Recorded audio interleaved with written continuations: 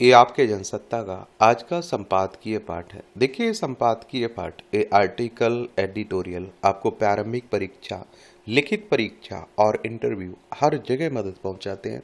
यहाँ से एक सामान्य जानकारी भी आप लोगों को मिलती है। इन्हें जरूर पढ़ा करिएगा। सच्ची सफलता और आनंद का सबसे बड़ा रहस्य यह है, वह मनुष्य जो बदले में कुछ नहीं मांगता, पूर्ण रूप से निस्वार्थ व्यक्ति है और सबसे सफल है। ये किसने कहा है? स्वामी विवेकानंद ने कहा है। युद्ध के धुएं में गुम पर्यावरण के प्रश्न। इस समय आप देख रहे हैं कि दुनिया भर में अशांति फैली हुई है, दुनिया भर में युद्ध चल रहे हैं। एक तरफ आप देख रहे हैं कि रूस यूक्रेन में चल ही रहा है, इजराइल हमास में चल ही रहा है, अब ईरान इजराइल और अमेरिका में भी चल रहा है, अफगानिस्तान पाकिस्तान में भी चल रहा है। देखिए, हमारी प्यारी पृथ्वी है, इसमें आप देखेंगे ये हमारा प्यारा भारत है, ये अरब सागर है, बंगाल की खाड़ी है, ये हिंद महासागर है। ये आप लोगों को चाइना देखने को मिल जाएगा। ये आप देखिए रूस है, यहाँ आप लोगों को यूक्रेन देखने को मिल रहा है। ये आप देखेंगे अफगानिस्तान है, ये पाकिस्तान है, ये है ईरान। तेहरान इसकी राजधानी देखने को मिल जाएगी। ये फारस की खाड़ी है, ओमान की खाड़ी है, यहाँ हॉर्मुज जलडमरू देखने को मिल जाएगी। ये इजराइल है, ये भूमध्य सागर है, ये लाल सागर है। और यहाँ से आप जाएंगे तो ये आप लोगों को यूएसए, संयुक्त राज्य अमेरिका देखने को मिल जाएगा। वॉशिंगटन डीसी इसकी राजधानी आपको देखने को मिल जाएगी। तो आज के दौर में पर्यावरण की चर्चा इतनी व्यापक हो गई कि इससे जुड़े शब्दों का एक अंतहीन जंगल बन गया और जिसमें हर रास्ता पृथ्वी की चिंता तक ले जाता है। अंतर्राष्ट्रीय मंचों पर जलवायु परिवर्तन, कार्बन उत्सर्जन, जैव विविधता और सतत विकास जैसे शब्द बार बार गूंजते हैं। सम्मेलनों में पृथ्वी को बचाने के संकल्प लिए जाते हैं, भविष्य की पीढ़ियों के लिए एक सुरक्षित ग्रह की कल्पना की जाती है और यह घोषणा की जाती है कि पर्यावरण संकट मानव सभ्यता के सामने सबसे बड़ा खतरा है। मगर जैसे ही कहीं युद्ध का नगाड़ा बजता है, यह पूरा विमर्श मानो अचानक मौन हो जाता है। धरती और इसके वातावरण की रक्षा की वह नैतिकता और जो शांति के दिनों में इतनी मुखर दिखाई देती है, युद्ध की आहट पाते ही धुएं में विलीन हो जाती है और तब पर्यावरण की चिंता पीछे छूट जाती है और सामने आ खड़ी होती है शक्ति, प्रभुत्व और भू राजनीति की कठोर भाषा। यह आधुनिक सभ्यता की सबसे गहरी विडंबनाओं में से एक है। पूरी दुनिया में प्रदूषण एक गंभीर समस्या बन चुकी है। ऐसे में एक ओर वैश्विक स्तर पर पर्यावरण को बचाने का आह्वान किया जा रहा है, तो दूसरी तरफ विभिन्न देश धरती के वातावरण को बारूद से भर देने वाले युद्धों में उलझे हुए हैं। रूस यूक्रेन युद्ध इसका बड़ा उदाहरण है। लंबे समय से चल रहा यह संघर्ष केवल सैनिकों और शहरों के लिए त्रासदी नहीं है, बल्कि यह पर्यावरण के लिए भी एक गहरी चोट है। जब मिसाइलें तेल भंडारों, ऊर्जा संयंत्रों और रासायनिक कारखानों पर गिरती हैं, तो केवल इमारतें नहीं टूटती, हवा में विषैला धुआं फैलता है, नदियों में जहरीले पदार्थ घुलते हैं और मिट्टी की संरचना तक बदल जाती है। विडंबना यह है कि इस युद्ध में दुनिया की बड़ी ताकतों भी किसी न किसी रूप में इसके पीछे खड़ी दिखाई देती है। सैन्य सहायता, हथियारों की आपूर्ति और रणनीतिक समर्थन ने इन संघर्ष को लंबा और जटिल बना दिया। यही वे देश हैं जो अंतर्राष्ट्रीय मंचों पर पर्यावरण संरक्षण के सबसे मुखर प्रवक्ता भी हैं। और आप देख रहे हैं कि संयुक्त राष्ट्र हो या इस तरह के और भी नियम कानून हो, कहाँ कौन मान रहा है? अमेरिका, डोनाल्ड ट्रंप तो मान ही नहीं रहे। इसी तरह अब इजराइल, अमेरिका तथा ईरान ने भी युद्ध का मोर्चा खोल दिया है और इसने मध्य पूर्व की धरती को एक बार फिर बारूद के ढेर पर खड़ा कर दिया है। और इस संघर्ष में गाजा पट्टी से लेकर ईरान, इजराइल और खाड़ी क्षेत्र के अन्य देशों में भी हो रही बमबारी केवल मानवीय त्रासदी नहीं है, बल्कि यह पर्यावरण के विनाश का कारण भी बन रही है। गाजा की सीमित भूमि पर हजारों बमों की बरसात ने वहां मिट्टी को विषैला बना दिया। बारूद हमलों से जल स्रोत नष्ट हो रहे हैं, समुद्री तट प्रदूषित हो रहा है और हवा में बारूद का जहर घुल रहा है। युद्ध का यह पर्यावरणीय पक्ष अक्सर मानवीय त्रासदी की विशालता के पीछे छिप जाता है, लेकिन उसका प्रभाव कहीं अधिक दीर्घकालिक होता है। इतिहास ऐसी घटनाओं की सच्चाई को उजागर करता है, लेकिन उससे कोई सबक नहीं लिया जाता। वर्ष 1991 के खाड़ी युद्ध के दौरान कुवैत के तेल कुओं में लगी आग ने महीनों तक आसमान को काले धुएं से ढक दिया था, और जो केवल युद्ध नहीं बल्कि पर्यावरण पर भी हमला था। इसी तरह वियतनाम युद्ध में जंगलों को नष्ट करने के लिए एजेंट ऑरेंज जैसे रसायनों का प्रयोग किया गया और आप देखिए जिसने लाखों हेक्टर जंगल नष्ट कर दिए और वहां की धरती तथा हवा को जहरीला बना दिया। युद्ध का हर विस्फोट केवल सैनिकों को नहीं मारता, वह धरती की छाती में भी एक घाव बनाता है। एक बम जब गिरता है तो उसके साथ हजारों टन कार्बन वातावरण में फैल जाता है और टैंक और लड़ाकू विमान ईंधन की ऐसी खपत करते हैं जिसकी कल्पना भी सामान्य जीवन में नहीं की जा सकती है। और आप देखेंगे कि यदि युद्ध के दौरान होने वाले कार्बन उत्सर्जन की सही गणना की जाए तो शायद वह कई छोटे देशों के कुल वार्षिक उत्सर्जन से भी अधिक होगा। फिर भी अंतर्राष्ट्रीय जलवायु सम्मेलनों में इस विषय पर बहुत कम चर्चा होती है, क्योंकि युद्ध के समय नैतिक प्रश्नों को अक्सर राष्ट्रवाद की चादर से ढक दिया जाता है। पर्यावरण की बात करने वाले कई वैश्विक मंच भी इस विषय पर मौन साध लेते हैं। युद्ध और पर्यावरण के बीच का संबंध केवल प्रदूषण तक सीमित नहीं है, और युद्ध प्राकृतिक संसाधनों के विनाश का भी कारण बनते हैं। जंगलों को काटकर सैन्य अड्डे बनाए जाते हैं और खनिज संपदा पर नियंत्रण के लिए संघर्ष छेड़े जाते हैं। और इस दृष्टि से देखें तो युद्ध और पर्यावरण संकट एक दूसरे से अलग नहीं बल्कि एक ही सिक्के के दो पहलू हैं। सबसे बड़ा विरोधाभास यह है कि पर्यावरण के नाम पर नैतिकता का पाठ वही देश पढ़ाते हैं जिनकी सैन्य शक्ति सबसे अधिक है। वे विकासशील देशों को कार्बन उत्सर्जन कम करने की सलाह देते हैं, लेकिन अपने सैन्य उद्योगों के उत्सर्जन पर शायद ही कभी चर्चा करते हैं। यहाँ सबसे बड़ा प्रश्न यही है कि क्या पर्यावरण की चिंता केवल एक राजनीतिक औजार है? क्या यह गंभीरता तभी जागृत होती है जब किसी विकासशील देश के उद्यमों पर सवाल उठाने हों? मगर पृथ्वी की वास्तविकता इससे कहीं अधिक व्यापक है। धरती किसी एक राष्ट्र की नहीं है। हवा, पानी, मिट्टी और जंगल पूरी मानवता की साझा धरोहर है। जब किसी युद्ध में तेल के भंडार जलते हैं तो उनका धुआं पूरी दुनिया के वातावरण में फैलता है। जब रासायनिक कारखाने नष्ट होते हैं तो उनके विषैले अवशेष नदियों और समुद्र तक पहुंच जाते हैं। इसलिए युद्ध को केवल राजनीतिक या फिर सामरिक घटना के रूप में नहीं देखा जा सकता। यह केवल मानवता का ही नहीं बल्कि पर्यावरणीय संकट का भी एक बड़ा कारण है। आश्चर्यजनक तथ्य यह है कि आज की दुनिया में युद्ध और पर्यावरण पर विमर्श के एक साथ चल रहे हैं, मगर दोनों के बीच कोई वास्तविक संवाद नहीं है। एक तरफ जलवायु सम्मेलन हो रहे हैं, दूसरी तरफ हथियारों की दौड़ तेज होती जा रही है। संभवतः मानव सभ्यता इतिहास के उस मोड़ पर खड़ी है जहां उसे यह तय करना होगा कि वह पृथ्वी को बचाना चाहती है या फिर अपने अहंकार को, क्योंकि युद्ध उसी अहंकार की अभिव्यक्ति है जो यह मानता है कि शक्ति ही सबसे बड़ा सत्य है। आज जलवायु परिवर्तन, असामान्य मौसम, प्राकृतिक आपदाओं की बढ़ती संख्या हमें यही संकेत दे रही है कि पृथ्वी की सहनशीलता की भी एक सीमा है। यदि मानव सभ्यता सचमुच पृथ्वी को बचाना चाहती है तो उसे केवल पर्यावरणीय नीतियों पर ही नहीं बल्कि युद्ध की मानसिकता पर भी गंभीरता से विचार करना होगा।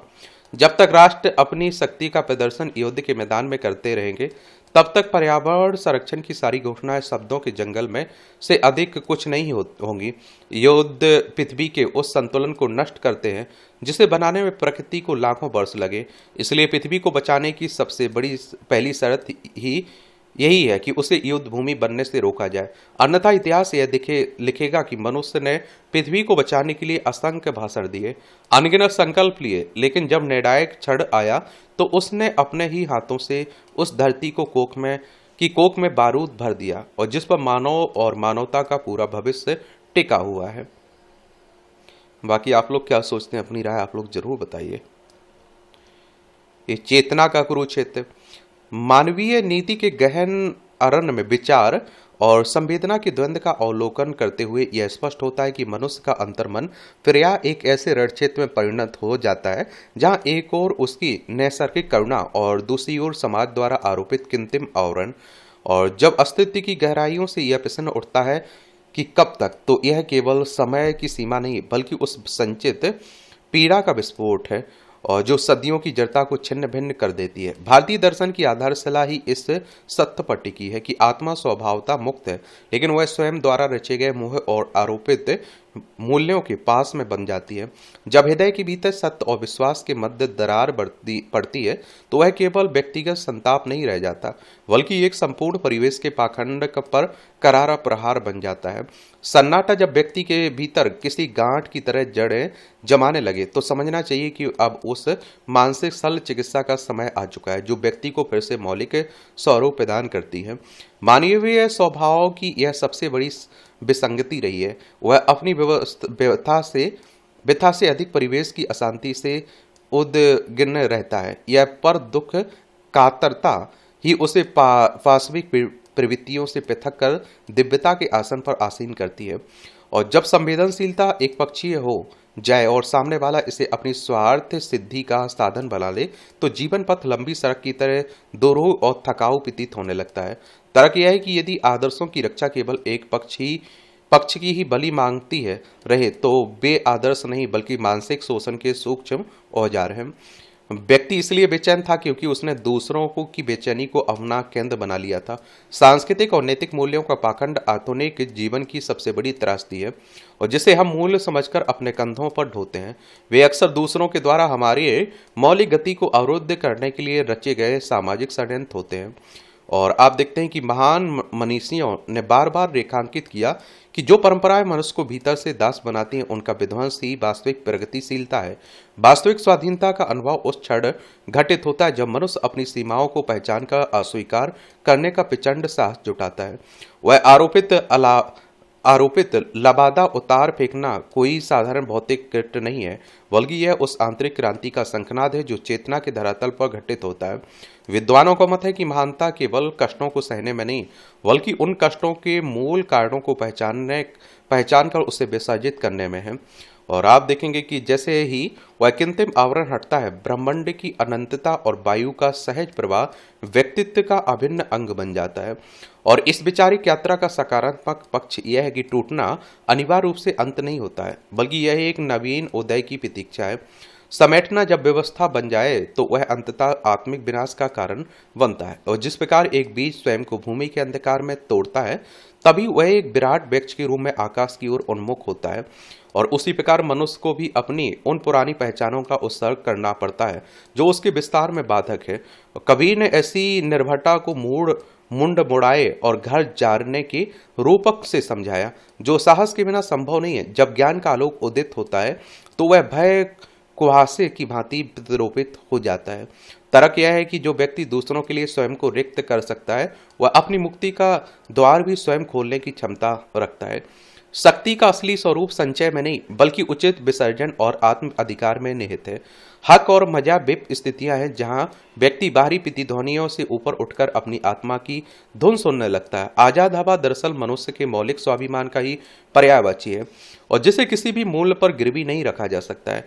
भीतरी विखंडन और बाह्य प्रदर्शन के बीच झूलता हुआ प्राणी आखिर बस की उस सीमा पर आकर ही विश्राम पाता है जहां परिवर्तन अपरिहार्य हो जाता है। समेटना उसे भीतर से खंडित करता रहा है क्योंकि वह अपनी संपूर्ण ऊर्जा को स्वयं को सीमित रखने में व्यर्थ कर रहा था। यह एक मनोवैज्ञानिक सत्य है जो कुछ भी दमन के माध्यम से दबाया जाता है वह कालांतर में व्यक्तित्व के लिए घातक सिद्ध होता है। अभिव्यक्ति की स्वतंत्रता केवल वाणी का विषय नहीं है, वह अस्तित्वगत स्वतंत्रता है। जब मनुष्य अपने आंतरिक अधिकारों के प्रति जागृत होता है तो वह केवल स्वयं को ही नहीं बल्कि अपने संपर्क में आने वाले हर विचार को आलोकित करता है। महानुभावों का मत है कि सत्य की पगडंडी पर अकेले चलना भी उस भीड़ का हिस्सा होने से कहीं गौरवपूर्ण है जो पाखंड की ओट में छिपी हो। यह संताप से स्वाधीनता की ओर एक सफल प्रस्थान है। वह प्रश्न जो प्रारंभ में व्याकुल कर रहा था कि मुझे ही क्यों था, वह अंत तक आते आते एक ठोस उत्तर में रूपांतरित हो जाता है। वह उत्तर है चेतना का जागरण। संघर्ष ही जीवन की गति है। जो इस संघर्ष से पलायन नहीं करता उसे ही वह आजाद हवा का परम आनंद प्राप्त होता है। मूल्यों को ताक पर रखकर जीने भले ही सांस्कृतिक दृष्टि से सफल प्रतीत हो, लेकिन मानसिक अखंडता और आत्मिक तृप्ति उसी को प्राप्त होती है जिसने अपने सत्य के साथ संधि नहीं की। बाकी आप लोग क्या सोचते हैं, आपको लगता है, क्या लगता है? ये आप देखिए छोटी छोटी टिप्पणियां हैं, इन्हें देखना हुआ कर तो देख सकते हैं। इसकी पीडीएफ एजुकेशन सर्कल प्लेटफॉर्म है ना, वहां डाल दी जाती है।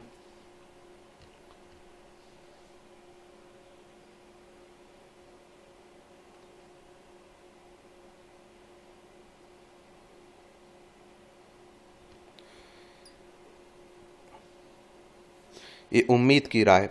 पश्चिम एशिया में अमेरिका और इजराइल के हमले के बाद ईरान ने जवाब के तौर पर जो मोर्चे खोले उसमें हॉर्मुज जलमार्ग को बाधित करना उसकी एक कारगर रणनीति साबित हुई। और इसी वजह से आज हालात यह है कि दुनिया के कई देश ईरान के सख्त रुख की वजह से कच्चे तेल और गैस के संकट का सामना कर रहे हैं। इनमें वैसे देश भी हैं जिन्होंने ईरान पर अमेरिका और इजराइल के हमले में कोई प्रत्यक्ष भागीदारी नहीं की। वे किसी भी पक्ष में मैदान में नहीं है और मतभेद के मुद्दों का हल संवाद के जरिए करने के समर्थक हैं। भारत ने भी पश्चिम एशिया में उभरते संकट का समाधान बातचीत से निकालने के लिए आवाज उठाई। शायद यही वजह है कि अब ईरान ने हॉर्मुज जलमार्ग से चीन और रूस सहित जिन 5 देशों को अपने जहाज निकालने की छूट दी उनमें भारत भी शामिल है। और एवं भारत आने वाले 4 जहाज पहले ही हॉर्मुज जलमार्ग को पार कर चुके हैं, लेकिन 18 जहाज उसी इलाके में फंसे हुए हैं। ईरान के ताजा रुख के बाद उम्मीद जताई जा रही है कि भारत के बाकी जहाज वहां से निकल कर आ सकेंगे और इससे देश में तेल और गैस के गहराते संकट को कम करने में मदद मिलेगी।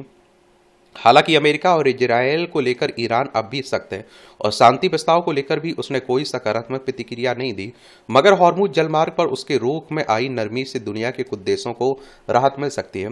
बाकी ईरान जिन्हें शत्रु देश मानता है, उनके जलपोतों को लेकर वह अब भी सख्त है।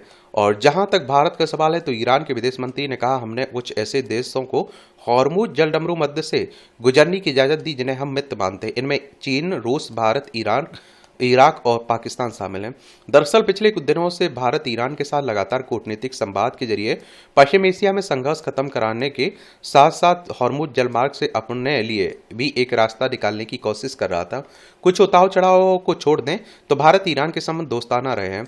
ऐसे में अगर ईरान ने हॉर्मुज जलमार्ग के रास्ते आवागमन के लिए भारत को भी सुविधा दी तो कूटनीतिक संवाद के एक सकारात्मक हासिल के साथ साथ इसे उन्हीं संबंधों की एक कड़ी के तौर पर देखा जा सकता है।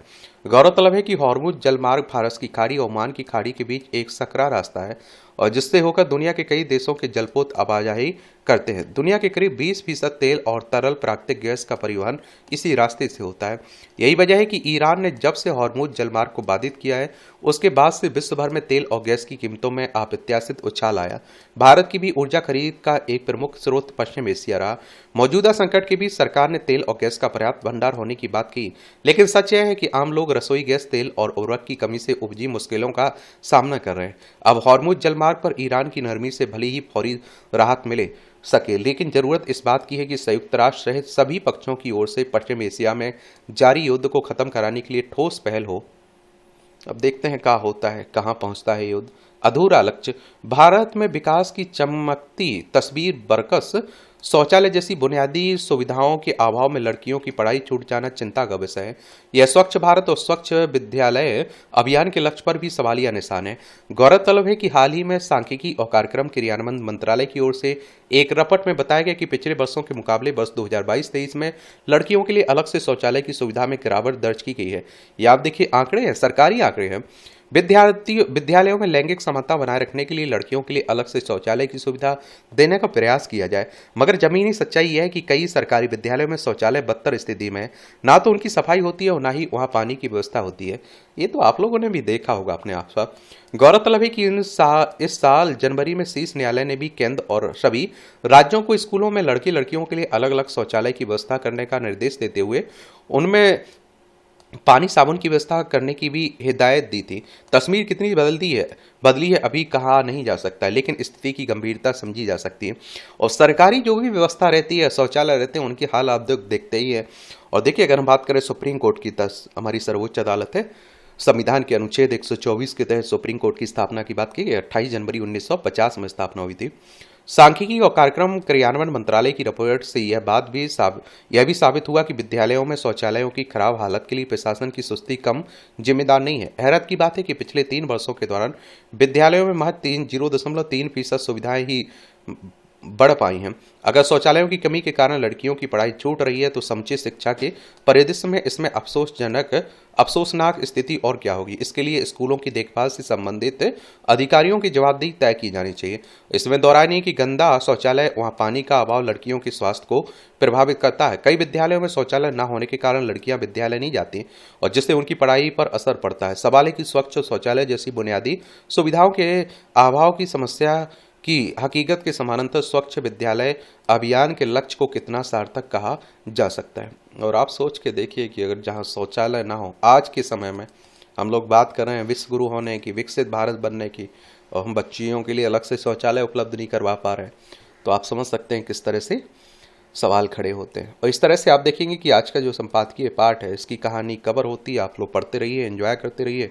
आपका कोई सवाल हो, मेरे लिए सुझाव हो तो जरूर बता सकते हैं। धन्यवाद।